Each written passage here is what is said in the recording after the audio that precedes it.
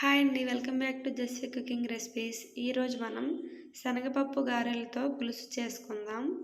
ముందుగా stove on చేసి లోతుగా ఉన్న బాండీ పెట్టుకొని 4 టేబుల్ స్పూన్ ఆయిల్ వేసుకోవాలి. తర్వాత 2 మీడియం సైజ్ ఆనియన్, 2 పచ్చిమిర్చి, 2 కరివేపాకు రెమ్మలు కట్ చేసుకొని వేసుకోవాలి.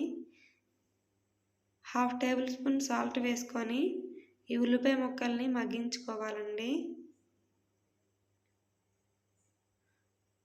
ఒకసారి బాగా కలుపుకొని మూత పెట్టుకోవాలి.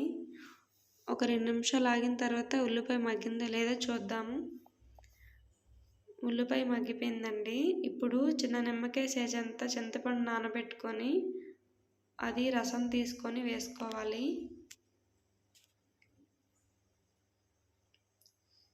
తర్వాత ఒక 1/2 టీ స్పూన్ పసుపు, 1 స్పూన్ కారం వేసుకొని బాగా కలుపుకొని ఈ పులుసు మరిగించుకోవాలండి.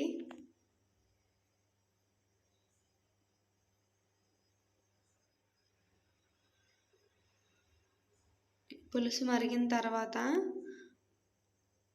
5 శనగపప్పు గారెలు తీసుకొని అవి చిన్న ముక్కలుగా కట్ చేసుకొని అందులో వేసుకోవాలి.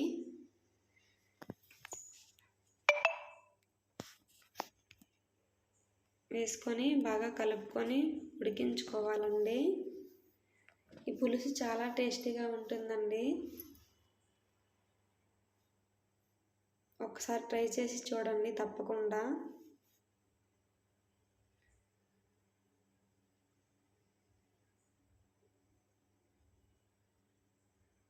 ఎక్కువగా కలపకూడదండి, ముక్కలు విరిగిపోతాయి.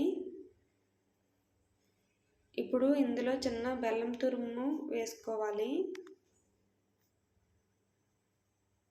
వేసుకొని ఒకసారి లైట్గా కలుపుకొని మరిగించుకుందాం. ఒక 2 నిమిషాలు మరిగిన తర్వాత స్టవ్ ఆఫ్ చేసుకోవడమే.